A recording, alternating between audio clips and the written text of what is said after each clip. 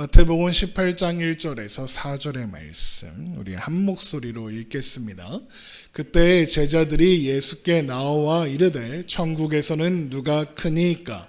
예수께서 한 어린아이를 불러 그들 가운데 세우시고 이르시되 진실로 너희에게 이르노니 너희가 돌이켜 어린아이들과 같이 되지 아니하면 결단코 천국에 들어가지 못하리라.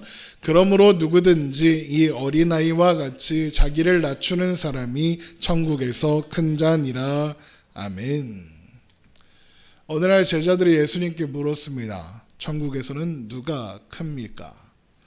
이 질문에 대해서 예수님은 너희가 돌이켜 어린아이들과 같이 되지 아니하면 결단코 천국에 들어가지 못한다라고 대답하시면서 어린아이와 같이 자신을 낮추는 사람이 천국에서 큰 자다라고 대답하셨습니다.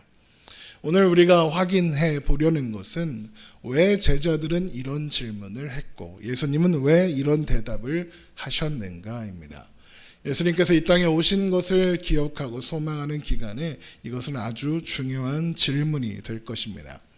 먼저 제자들이 이런 질문을 하는 것은 천국, 그러니까 하나님 나라에 대한 오해가 있기 때문입니다. 헷갈리는 겁니다. 제자들은 예수님이 하시는 일이, 예수님과 함께 하면서 예수님이 하시는 일들을 지켜보면서 내가 생각했던 메시아의 모습과 내가 기대하는 그리스도의 모습과 뭔가 다른 것 같다라고 생각하고 있습니다. 그 증거들을 우리가 마태복음이나 복음서에서 많이 발견할 수 있는데 먼저 마태복음 16장에 베드로의 유명한 신앙 고백이 있습니다. 마태복음 16장 15절 이르시되 너희는 나를 누구라 하느냐? 시몬 베드로가 대답하여 이르되 주는 그리스도시요 살아계신 하나님의 아들이시니이다. 아주 유명한 고백이죠. 예수님께서는 이 고백을 들으시고 시몬 베드로를 칭찬하시며 이 고백 이후에 교회를 세우시겠다고 말씀하셨습니다. 그래서 교회에게 천국의 열쇠를 주시겠다고까지 말씀하셨죠. 베드로가 이런 고백을 할 수 있었던 것은 예수님의 말씀대로 하나님께서 이것을 알게 하셨기 때문이 분명합니다. 베드로는 예수님이 메시아라는 사실과 또 하나님께서 약속하신 모든 것들을 성취할 예수님, 이스라엘 백성들이 고대하던 그 약속을 이루실 분이 예수님이라고 확신하며 기대하고 있었던 거죠. 그런데 베드로는 메시아를 해방자로, 독립투사로 기대하고 있었습니다. 세상적인 권세와 힘을 가지고 오는 하나님이 세우신 왕을 기대하고 있는 겁니다. 그러니까 베드로는 지금 자신이 하고 있는 고백의 의미가 무엇인지 이해하지 못하고 있는 겁니다. 그래서 베드로의 고백을 들은 예수님께서 그를 칭찬하시며 비로소 제자들에게 내가 이제 고난을 당하고 십자가에 못 박혀 죽었다가 사흘 만에 다시 살아날 것이다 라고 가르쳐 주시니까 베드로가 금방 일어나 예수님의 말씀을 반대하는 겁니다. 마태복음 16장 21절입니다. 이때로부터 예수 그리스도께서 자기가 예루살렘에 올라가 장로들과 대제사장들과 서기관들에게 많은 고난을 받고 죽임을 당하시고 제3일에 살아나야 할 것을 제자들에게 비로소 나타내시니 베드로가 예수를 붙들고 항변하여 이르되 주여 그리 마옵소서 이 일이 결코 주께 미치지 아니하리이다. 예수님이 고난당하시고 죽으시는 일은 일어나면 안 된다라고 베드로가 이야기하는 겁니다. 베드로가 예수님을 붙들고 항변했답니다. 주여 그리 마옵소서 이 일이 결코 주께 미치지 아니하리로다. 여기서 항변하다라는 단어는 헬라어 에피티마오라는 단어인데 훈계하다는 뜻이 있습니다. 비난하다, 책망하다라는 뜻입니다. 그러니까 지금 베드로는 성경에 항변하여 이렇게 번역이 되어 있으니까 그냥 예수님 그렇게 하시면 안 되죠 이런 느낌이지만 이게 정확한 거는 예수님을 붙잡고 흔들면서 예수님 말도 안 되는 소리 하지 마십시오. 그런 일은 일어나서도 안 되고 일어나지도 않을 겁니다. 그건 메시아가 할 일이 아닙니다 라고 예수님께 따지며 예수님께 메시아의 역할을 가르치고 있는 겁니다. 그러니까 예수님께서 어떻게 합니까? 베드로를 칭찬하시던 예수님께서 갑자기 요즘 우리가 많이 사용하는 표현으로 하자면 꺼져 이 사탄아. 거기에 이제 베이비야 이런 뜻이 이 사탄 새끼야 이러는 겁니다. 마태복음 16장 23절 예수께서 돌이키시며 베드로에게 이르시되 사탄아 내 뒤로 물러가라 너는 나를 넘어지게 하는 자로다 내가 하나님의 일을 생각하지 아니하고 도리어 사람의 일을 생각하는도다 하시고 그러니까 금방 욕을 먹는 겁니다. 그러니까 베드로의 오해를 전적으로 보여주고 있는 그런 사건이죠. 그런데 또 이 말씀이 끝나고 넘어가는 마태복음 17장에 보면 이상한 사건이 하나 또 나옵니다. 그게 뭐냐? 바로 유명한 변화산 사건입니다. 베드로는 야고보와 요한 그리고 야고보와 요한과 함께 예수님을 따라서 변화산에 올라갔고 그곳에서 예수님께서 변화하시는 모습 그래서 모세와 엘리야와 함께 이야기하시는 영광스러운 신비로운 모습을 보았습니다. 마태복음 17장 1절입니다. 엿새 후에 예수께서 베드로와 야고보와 그 형제 요한을 데리시고 따로 높은 산에 올라가셨더니 그들 앞에서 변형되사 그 얼굴에 해같이 빛나며 옷이 빛과 같이 희어졌더라. 그래서 베드로가 그 모습을 보고 너무 영광스러우니까 주님 여기가 좋사오니 여기다가 운막셋을 짓고 여기 있겠습니다 라고 이야기하는 겁니다. 그러자 이제 모세가 예수님의 말을 들어라 뭐 이러면서 이야기가 끝나죠. 그러니까 그 영광스러운 경험을 한 겁니다. 그러면 베드로가 어떤 생각이 들었겠습니까? 그래 역시 예수님은 하나님이시지. 그런데 그렇게 산에서 내려오신 예수님이 제자들에게 말씀하십니다. 마태복음 17장 22절 갈릴리에 모일 때에 예수께서 제자들에게 이르시되 인자가 장차 사람들의 손에 넘겨져 죽임을 당하고 제3일에 살아나리라 하시니 제자들이 어떻게 합니까? 매우 근심합니다. 왜 근심했을까요? 그런 일은 일어나면 안 되니까요. 그건 자신들이 생각하는 메시아가 해야 할 일이 아니니까요. 제자들 생각에 메시아는 그렇게 죽으면 안 돼요. 또 이어지는 말씀을 보면 성전세라는 대한 주제가 나오는데 예수님은 당신이 성전세를 낼 필요가 없다라고 말씀을 하십니다. 마태복음 17장 24절입니다. 가버나움에 이르니 반세계를 받는 자들이 베드로에게 나와 이르되 너의 선생은 반세계를 내지 않느냐. 반세계는 성전세를 이야기하는 겁니다. 이르되 내신다 하고 집에 들어가니 예수께서 먼저 이르시되 시몬아 내 생각은 어떠하냐 세상 임금들이 누구에게 관세와 국세를 받느냐 자기 아들에게냐 타인에게냐 베드로가 이르되 타인에게이니이다. 예수께서 이르시되 그렇다면 아들들은 세를 면하니라. 무슨 말입니까? 성전의 주인이다 나는. 그럼 내가 성전세를 내야 할 이유가 있느냐라고 말씀하시는 거죠.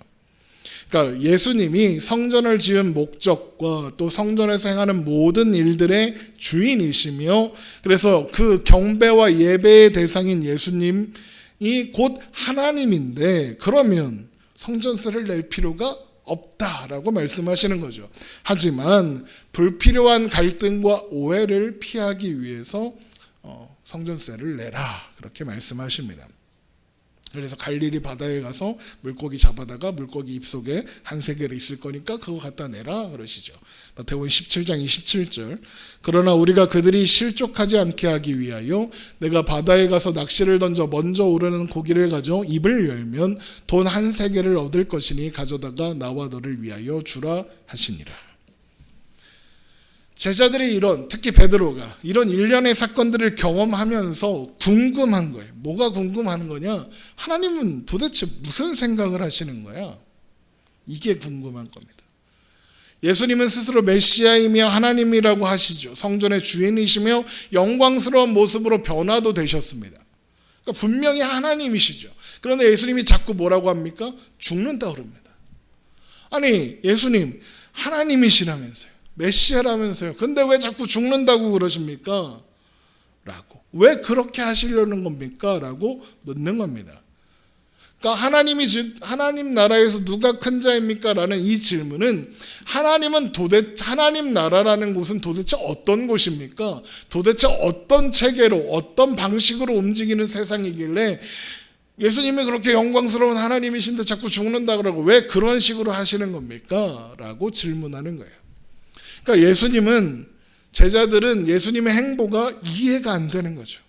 그러니까 예수님께서 뭐라고 대답하십니까? 돌이켜 어린아이들과 같이 되라 라고 하십니다. 마태복음 18장 3절 이르시되 진실로 너희에게 이르노니 너희가 돌이켜 어린아이들과 같이 되지 아니하면 결단코 천국에 들어가지 못하리라. 여기서 너희가 돌이키다라는 말은 회개하란 말입니다. 그러니까 회개가 뭐죠? 삶의 방향을 바꾸는 겁니다. 그래서 돌이키는 거예요. 죄를 향해 가던 생각과 태도를 하나님 쪽으로 바꾸는 게 회개죠. 그러니까 돌이키라는 거죠. 삶의 회개를 했는데 삶의 방향과 태도가 그대로다. 그건 회개가 아니죠. 돌이켜야 됩니다. 엄마 잘못했어요 해놓고 그 잘못을 계속하면 맞아야 됩니다. 그렇죠? 그러니까 돌이키라는 겁니다. 이게 무슨 말입니까? 너희들이 지금 가지고 있는 생각, 너희들이 가지고 있는 태도, 너희들이 가지고 있는 그 마음을 바꿔야 된다. 방향이 잘못되어 있다. 너희들이 가지고 있는 생각과 전혀 반대되는 생각을 해야 된다라고 가르치는 겁니다. 이 세상에서는 힘을 가진 자가 남을 억누르고 그 위에 군림하고 큰 자처럼 보이지만 천국은 그렇지 않다. 어린아이와 같아야 한다 라고 말씀하시는 겁니다. 여기서 어린아이 그러니까 순진하고 착하고 어린이날 이런 얘기로 많이 얘기하시는데 제가 여러 번 말씀드렸지만 여기서 어린아이는 순진하다는 뜻이 아닙니다.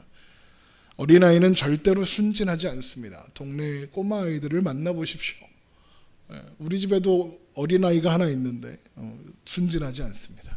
알 거 다 알고 사악합니다. 어린아이들이라고 죄를 짓지 않는 게 아닙니다. 근래에 와서 많은 범죄들이 어린아이들이 저지릅니다. 어린아이라는 것이 특권이 돼요. 촉법소년이라는 이름으로 아무 짓이나 해도 되는 줄 알고 아무거나 합니다. 그리고 나서 잡히면 저 촉법소년인데요 이럽니다. 얼마나 영악하고 사악합니까? 물론 그 아이들이 그렇게까지 된 데에는 어른들의 잘못이 큽니다. 하지만 어린아이들이 순진해서 그렇게 당하는 건 아닙니다. 다 압니다. 그것이 잘못된 일이고 나쁜 일이라는 거 다 압니다. 아이들이 순진해 보이는 건 사회적으로, 도덕적으로, 윤리적으로 한계가 있는 존재라서 그렇습니다. 크고 적극적인 죄를 저지를 힘이 아직 없기 때문이지 똑같은 죄인입니다. 어린아이는 순진하지 않습니다. 막 갓 태어난 아이는 얼마나 착하고 순진합니까? 아닙니다. 걔도 엄마 젖을 깨뭅니다. 사악합니다. 예수님께서 말씀하시는 어린아이와 같다는 것은 사회적인 지위를 말하는 겁니다. 이스라엘 사람들은 20세 이상이 되어야 사람으로 취급했습니다. 그 이전의 사람들은 세지도 않았습니다. 그러니까 만약에 지금 사람을 센다 그러면 하윤이는 숫자에 포함도 안 되는 겁니다. 사람이 아니니까요. 미숙하고 하찮은 존재입니다. 가치가 없는 존재들입니다. 그래서 구약 성경 같은 걸 보면 전쟁이 나서 포위가 되어서 먹을 것이 떨어지니까 부모들이 자식을 잡아먹는 겁니다. 소유물이고 가치 없는 존재니까요. 물론 어쩔 수 없으니까 그렇게 하겠지만 자기 어린아이들은 존재 자체가 혼자 존재할 수 없는 존재라는 겁니다. 어린아이들은 부모를 의존해야만 살 수 있습니다. 어린아이는 무력한 존재입니다. 어린아이는 자급자족을 할 수 없고 공급받아야 살 수 있습니다. 용돈을 받아야 살 수 있고 엄마가 밥을 차려줘야 밥을 먹을 수 있고 합니다. 그러니까 어린아이와 같다라는 것은 부모를 절대적으로 의존하여 살아가는 존재라는 의미입니다. 그런데 예수님께서 우리에게 어린아이와 같이 되라라고 하시죠. 그건 무슨 뜻입니까? 우리에게 부모를 전적으로 의지해라, 의존해라 라는 뜻이고 우리의 부모님은 하나님이십니다. 그러니까 우리를 하나님을 전적으로 의존하는 존재가 되어야 한다. 하나님 앞에 아무것도 내놓을 것이 없어서 은혜만을 구하여 은혜에 의존하여 살아가는 존재여야 한다. 너희는 그런 존재다라는 겁니다.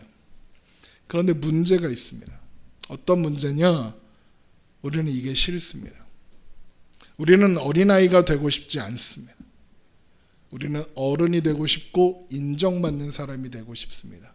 작은 자 대신 큰 자가 되고 싶습니다. 그래서 하나님과 관련된 일에서도 하나님께서 나를 큰 자로 만들어 주셨으면 좋겠습니다. 하나님을 향한 열심과 복음을 향한 열정과 헌신과 이런 것들을 위해서 하나님께서 나를 큰 자로 만들어 주셔야 그 일을 할 수 있다라고 생각합니다. 그래야 큰 영향력을 발휘할 수 있을 테니까요. 그런데 문제는 뭡니까? 하나님이 그렇게 하시지 않는다는 게 문제입니다. 하나님은 우리를 오히려 어린아이인 채로 작은 자인 채로 내버려 두십니다. 그런데 우리는 하나님이 나를 사용하지 않나 보다. 하나님이 나에게 이걸 허락하지 않으셨으니 나는 아무것도 안 해도 되겠구나. 나는 하찮은 존재니 아무것도 하지 않겠다라고 지레 절망해버리고도 합니다. 빌립보서 2장에 보면 예수님의 생애와 또 그가 당하신 고난에 대해서 이렇게 설명하고 있습니다. 빌립보서 2장 5절입니다. 너희 안에 이 마음을 품으라. 곧 그리스도 예수의 마음이니 그는 근본 하나님의 본체시나 하나님과 동등됨을 취할 것으로 여기지 아니하시고 오히려 자기를 비워 종의 형체를 가지사 사람들과 같이 되셨고 사람의 모양으로 나타나사 자기를 낮추시고 죽기까지 복종하셨으니 곧 십자가에 죽으심이라. 이러므로 하나님이 그를 지극히 높여 모든 이름 위에 뛰어난 이름을 주사 하늘에 있는 자들과 땅에 있는 자들과 땅 아래에 있는 자들로 모든 무릎을 예수의 이름에 꿇게 하시고 모든 입으로 예수 그리스도를 주라 시인하여 하나님 아버지께 영광을 돌리게 하셨느니라. 우리는 이 말씀에서 두 가지를 확인할 수 있습니다. 첫 번째는 예수님의 고난을 하나님께서 크게 칭찬하셨다는 겁니다. 그리고 두 번째는 하나님이 예수님의 고난이라는 방법, 이런 방법, 고난과 희생, 십자가라는 방법으로 하나님께서 영광 받으시기를 기뻐하셨다는 겁니다. 이게 우리가 놓치고 있는 내용입니다. 예수님께서 제자들에게 너희가 돌이켜 어린아이와 같이 되어야 한다고 하시는 이 말씀은 제자들에게 너희들은 어린아이와 같이 살아야 해 라고만 설명하는 것이 아니라 이 말씀은 제자들이 예수님에 대해서 가지는 오해에 대한 대답이기도 합니다. 나는 어린아이와 같은 존재로 이곳에 왔다. 작은 자로 왔다라고 하시는 겁니다. 예수님은 사회적인 평가로도 지극히 낮은 힘없어 보이는 모습으로 이 땅에 오셨습니다. 가난한 목수의 집에 태어나서 아무것도 할 수 없는 아기로 태어났습니다. 이왕 태어날 거 태어나자마자 갑자기 팍 커갖고 30살 되면 얼마나 좋겠습니까? 그런데 똑같이 아기로 태어나서 엄마 젖을 빨고 기저귀를 갈아야 되고 그런 존재로 사셨습니다. 그리고 구유에 누이셔야 했죠. 예수님은 인생의 대부분을 목수의 아들로 가난하게 살았습니다. 마지막 공생의 3년 동안은 어땠습니까? 예수님께서 이런 말씀을 하십니다. 예수께서 이르시되 여우도 굴이 있고 공중에서도 거처가 있으되 인자는 머리 둘 곳이 없다 하시더라. 머리 둘 곳 하나 없는 인생을 사셨습니다. 이것이 예수님의 삶이고 예수님께서 이 땅에서 살아가신 여정이었습니다. 그런데 제자들은, 예수님을 따르는 제자들은 예수님께 계속 말하는 겁니다. 지위를 가지라고, 힘을 가지고 높은 곳에 오르시라고, 그걸 가지고 우리가 기대하는 일들을 할 일을 하시라고 요구하는 겁니다. 그런데 예수님은 말씀하시는 거예요. 아니야, 그거 아니다라고. 예수님은 왜 아니라고 하실까요? 그렇게 하실 능력이 없어서 그러시는 걸까요? 그렇지 않습니다. 예수님이 마음만 먹으시면 헤롯의 멱살을 끄집어 내릴 수 있습니다. 하나님이 마음만 먹으면 당시 황제였던 네로의 멱살을 끄집어 내릴 수 있습니다. 못할 게 뭐가 있습니까? 로마도 정복하고 전 지구를 정복하실 수 있습니다. 그런데 예수님은 그거 아니라는 겁니다. 왜 그렇습니까? 그게 하나님의 방식이, 하나님의 방법이 아니기 때문입니다. 여러분, 이게 중요합니다. 이게 왜 중요하냐? 오늘을 살아가는 우리의 존재, 우리의 형편이 예수님과 다르지 않다는 면에서 중요합니다. 사실 우리는 이미 어린아이와 같습니다. 우리는 어린아이 같으면 싫고 또 그 사실 때문에 화도 날지 모르지만 실제로는 성경에 기록된 것처럼 이것이야말로 하나님이 즐겨 사용하시는 방법이고 가장 가치 있는 하나님의 방법입니다. 하나님이 이걸 제일 좋아하십니다. 우리는 예수님께서 이 땅에 오셔서 그렇게 살아가신 것에 대해서는 큰 불만이 없는데, 예수님이 그렇게 사셨고 그렇게 십자가에 죽으셔서 구원을 받았고 그렇게 하나님이 영광 받으셨다는 사실에는 불만이 없죠. 그런데 그걸 우리 보고 살아라 그러면 싫습니다. 그걸 거부하고 싶고 또 화도 납니다. 그런데 성경은 예수님의 모습과 생애에 대해서 계속 고난과 희생, 보잘것없음을 이야기합니다. 이사야 53장 1절, 예수님께서 이 땅에 오신 모습을 예언하는 말씀입니다. 우리가 전한 것을 누가 믿었느냐? 여호와의 팔이 누구에게 나타났느냐? 그는 주 앞에서 자라나기를 연한 순 같고 마른 땅에서 나온 뿌리 같아서 고운 모양도 없고 풍채도 없은즉 우리가 보기에 흠모할 만한 아름다운 것이 없도다. 그는 멸시를 받아 사람들에게 버림을 받았으며 간고를 많이 겪었으며 질고를 아는 자라. 마치 사람들이 그에게서 얼굴을 가리는 것 같이 멸시를 당하였고 우리도 그를 귀히 여기지 아니하였도다. 이게 예수님께서 성육신하신 모습이고 예수님의 삶과 또 그 인생에 대한 묘사입니다. 세상적인 기준으로, 세상적인 시각으로 볼 때 예수님은 아무것도 아닙니다. 예수님은 권세자로도 지혜로운 자로도 뭔가 가치 있는 모습이 없었습니다. 세상적인 기준으로 눈여겨볼 만한 것이 없었습니다. 우리가 보기에 흠모할 만한 것이 없도다. 그러나 실제로 예수님이 하나님의 기름 부으심 받은 종이고 이스라엘뿐만 아니라 전 인류를 구원하기 위하여 이 땅에 오신 성자 하나님이셨죠. 예수님의 존재와 생애와 사역에 대해서 우리가 무슨 흠을 잡을 게 있고 모자랄 게 있습니까? 없습니다. 예수님의 십자가의 길과 예수님의 성육신은 하나님의 최상의, 최고의, 최선의 결정이었고 뜻이었고 내용이었고 결과입니다. 하나님은 우리의 생각과 시각과 다르게 일하십니다. 왜 그렇게 일하실까요? 왜 다른 방식으로 일하실까요? 나라가 다르기 때문입니다. 그 나라의 내용과 원리와 가치가 다르기 때문에 그렇습니다. 세상은 죄의 원리로 가득합니다. 세상이 우리에게 요구하는 가치는 이기라는 겁니다. 이기는 힘, 이기적 유전자, 빼앗고 이겨라. 그런데 그 이김이 결국에는 누군가를 실패시키고 해쳐야, 누군가를 밟고 일어나야 이기는 겁니다.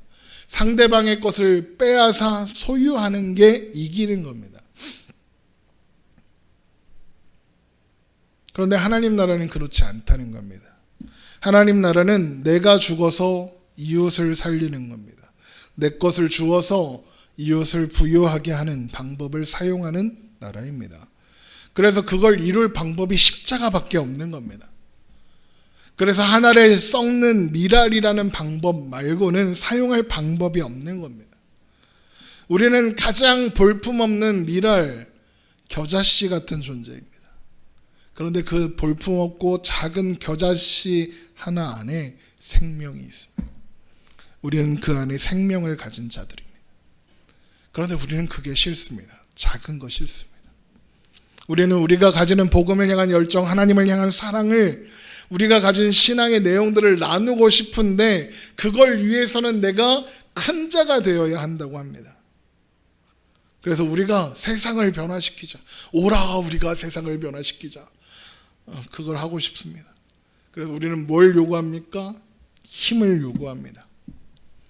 제가 잘 아는 신학생이 하나 있습니다. 아직도 정신을 못 차리고 있는데 그 친구의 유일한 목표가 뭔지 아십니까? 큰 교회 목사님 딸을 꼬시는 겁니다. 자기 아버지가 목사님도 아니고 집도 부자가 아니고, 그러니까 내가 큰 일을 하려면 큰 교회 사위라도 돼야겠는 겁니다. 그래야 하나님을 위해서 뭔가 할 수 있을 것 같은 겁니다. 그래서 자신의 인생의 사활을 큰 교회 목사님 딸을 꼬시는데 두는 겁니다. 그런데 어느 날 여자 후배가 학교에 입학을 했습니다. 알고 보니까 서울의 모 교회, 큰 교회, 몇천 명 모이는 교회 목사님 딸이랍니다. 그때부터 밤낮 기도하는 겁니다. 그 여자 후배를 사귀게 해달라고.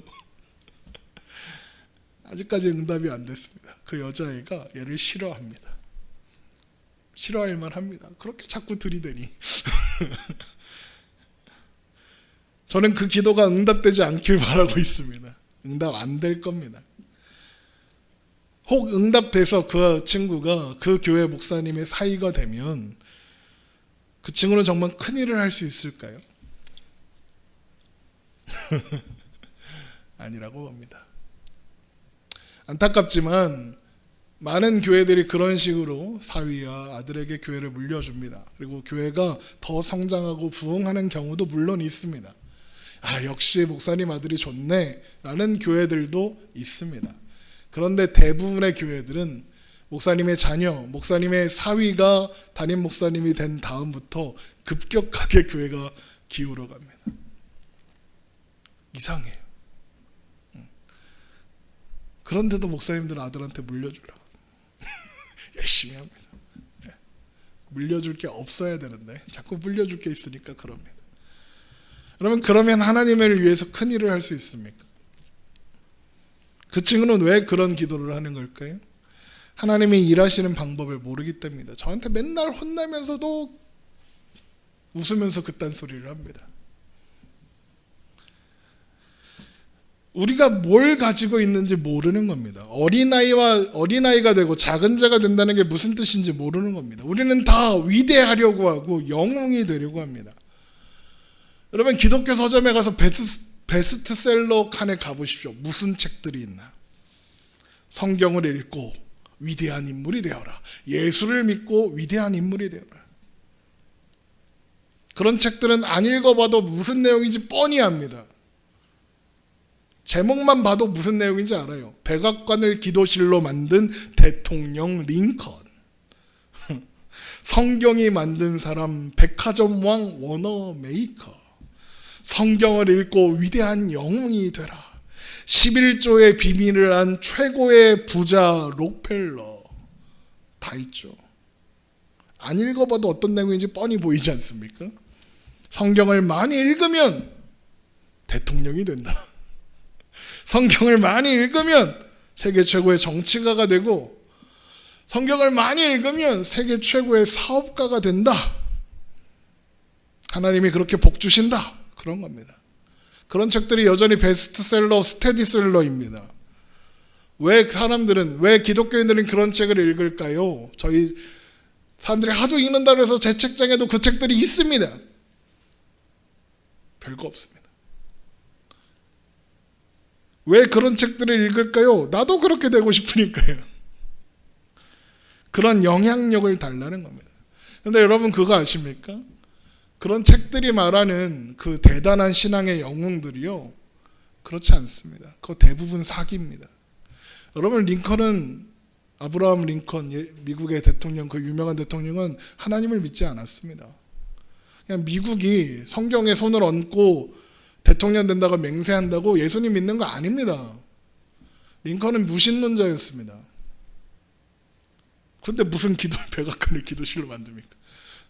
걔네는 그냥 하는 겁니다. 록펠러 사기꾼입니다.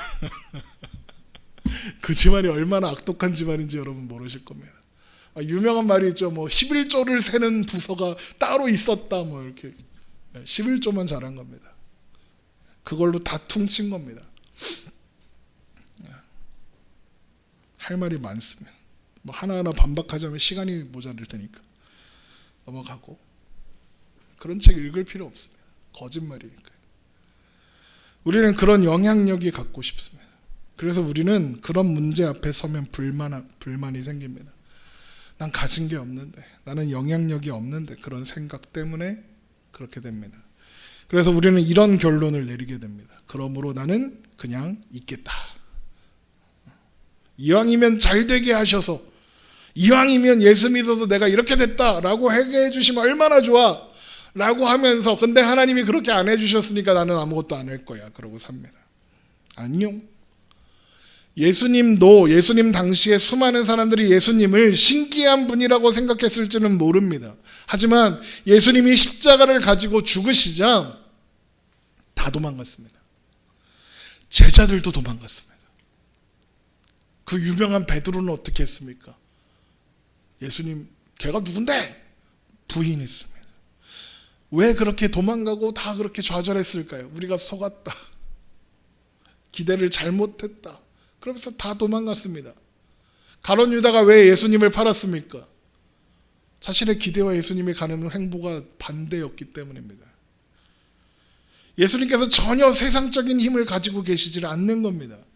헤롯의 멱살을 잡으실 줄 알았더니 안 그러시는 겁니다.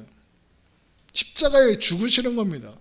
우리의 생각에 멱살을 잡고 끌어내려야 할 존재들에게 죽임을 당하고 계시는 겁니다. 그러니까 실망하고 도망가는 겁니다.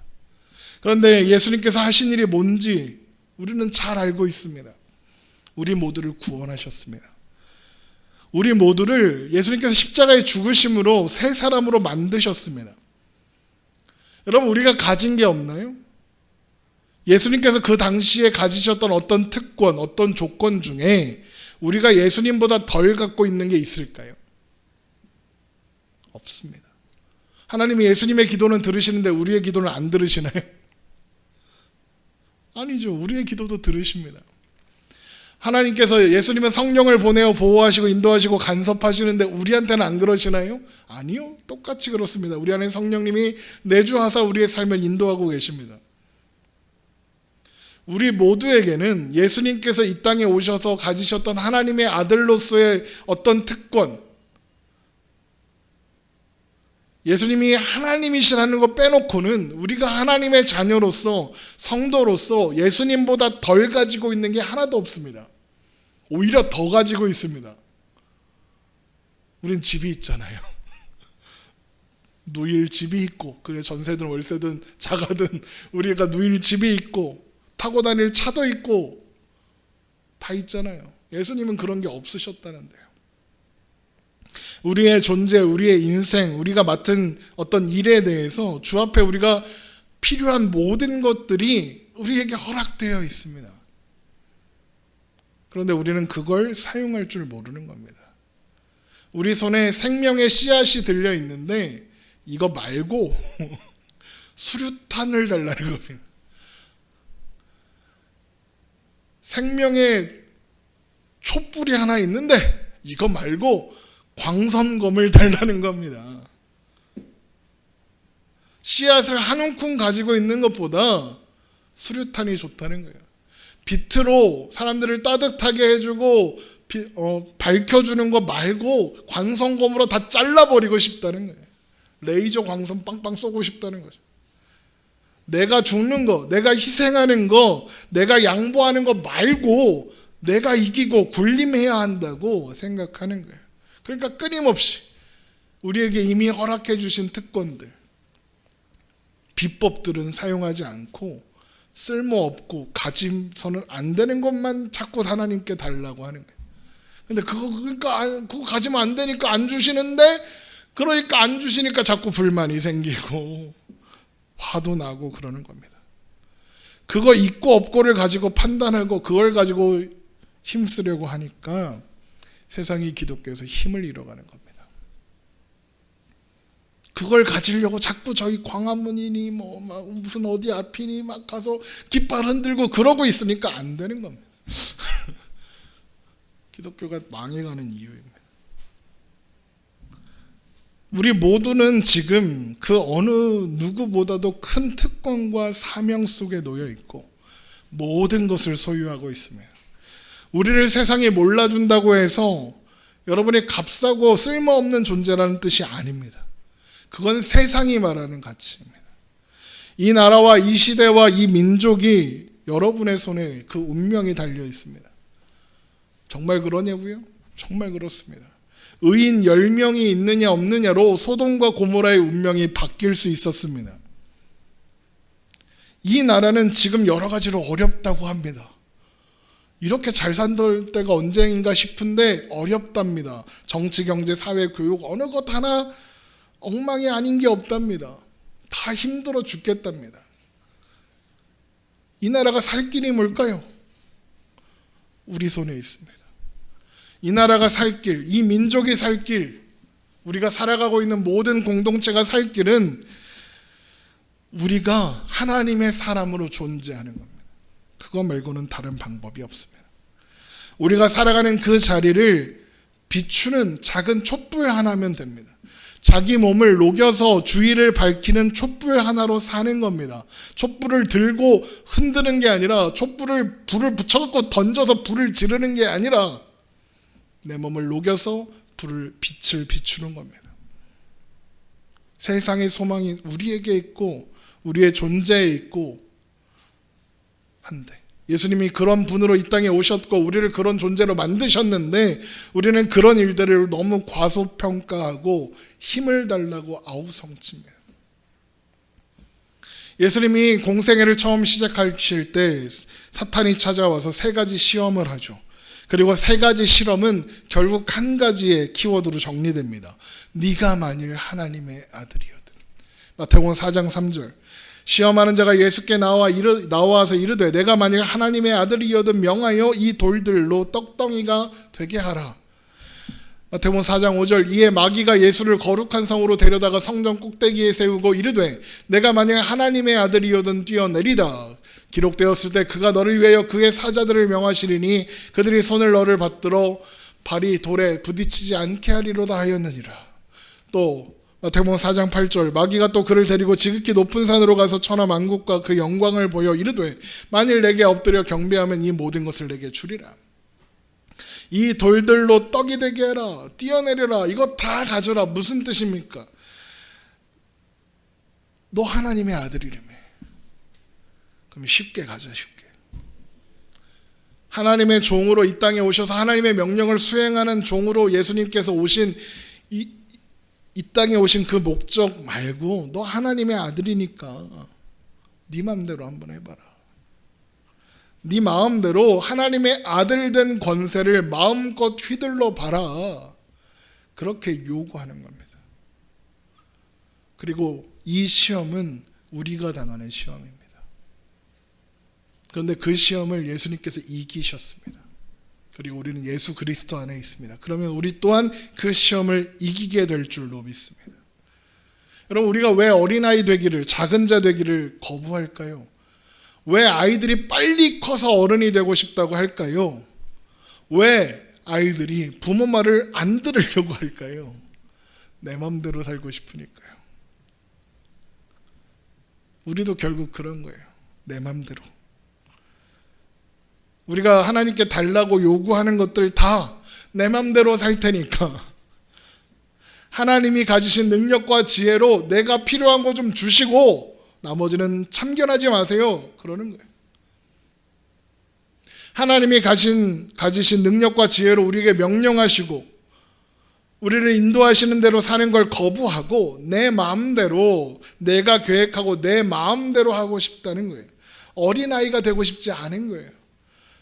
그 능력과 실력이 되지 않는 결정권을 가지고 싶은 거예요. 올바른 판단을 할 수도 없으면서 내가 옳다고 우기는 거예요. 그래갖고 자꾸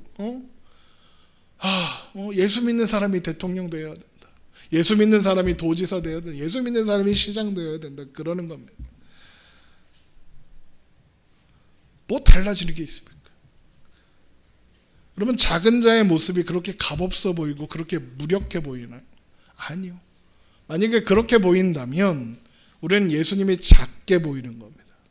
그건 신앙인의 모습이 아닙니다. 우리의 마음속에 그런 유혹이 있는 겁니다. 어린아이를 거부하는 마음이 있는 겁니다. 세상의 질서와 가치에 우리의 마음이 오염되어 있습니다. 그게 우리의 본성이라서 그렇습니다. 많은 사람들이 하나님을 위해서, 주님을 위해서 머리에 띠를 두르고 일하겠다고 막 합니다. 근데 그 속을 파들어가 보면 그 안에 뭐가 있습니까? 명분은 하나님을 위하여라는 이름을 갖다 붙였지만 생색 내려는 겁니다. 생색. 그걸 넘어가야 하는 겁니다.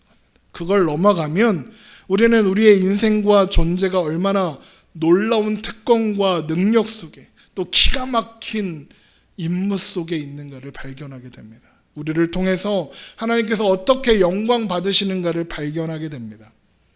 예수님의 십자가는 예수님께서 이 땅에 오신 모습과 이 땅에서 살아가신 모든 모습은 하나님이 제일 좋아하시는 방법이고 하나님은 그런 식으로 영광 받으시기를 기뻐하십니다. 그래서 예수님께서 이렇게 말씀하시는 거예요. 마태복음 7장 21절. 나더러 주여 주여 하는 자마다 다 천국에 들어갈 것이 아니요 다만 하늘에 계신 내 아버지의 뜻대로 행하는 자라야 들어가리라.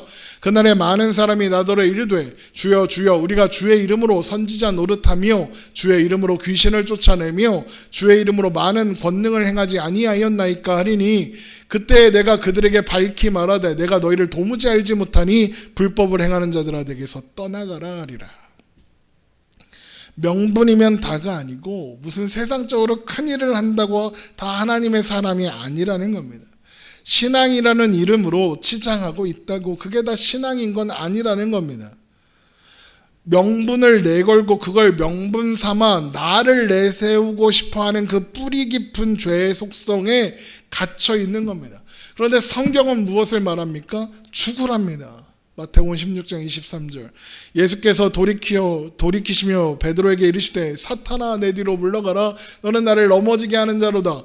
내가 하나님의 일을 생각하지 아니하고 도리어 사람의 일을 생각하는도다 하시고 이에 예수께서 제자들에게 이르시되 누구든지 나를 따라오려거든 자기를 부인하고 자기 십자가를 지고 나를 따를 것이니라.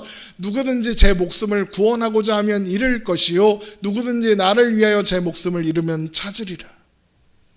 죽는다는 것은 내가 나를 위해서 살지 않고 하나님을 위해서 살고 이웃을 위해 살기로 하는 겁니다.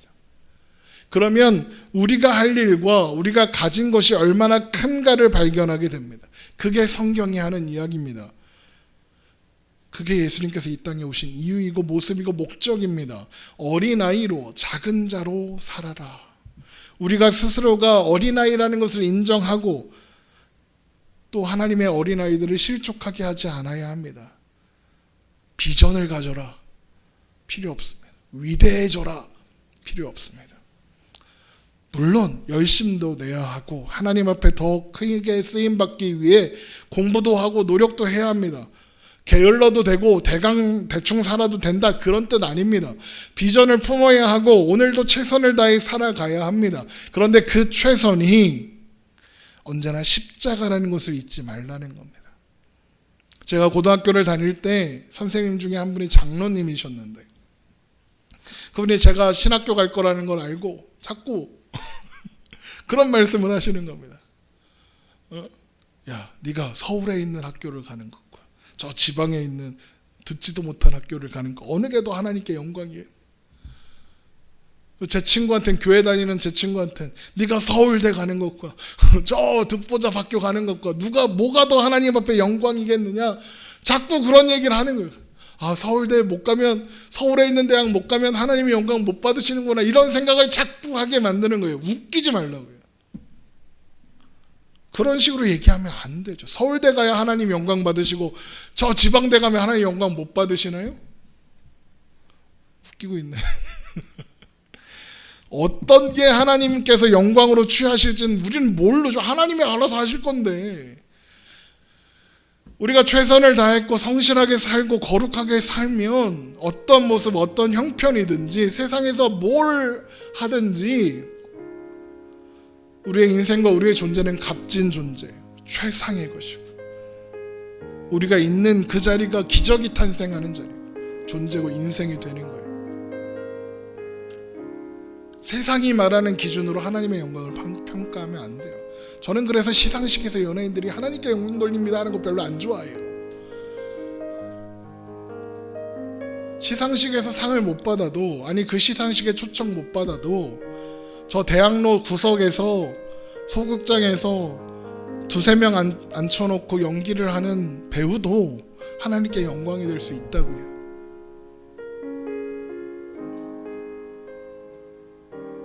그게 가장 값진 자리일 수 있다고요. 여러분 우리는 그렇게 작은 자로 살아야 해요.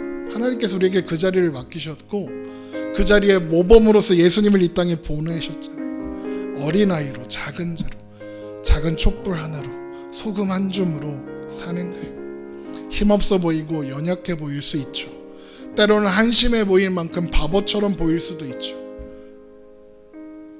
그런데 그냥 그렇게 바보같이 주님만 바라보고 하나님만 바라보고 이웃 앞에 작은 불빛 하나 비추는 그런 존재, 예수님께서 그렇게 하기 위해서 이 땅에 오셨고 그렇게 사셨다는데요. 우리는 그 길을 따라가겠다는 사람들 아닙니까? 그러면 우리도 그렇게 걸어가야죠. 기도하겠습니다.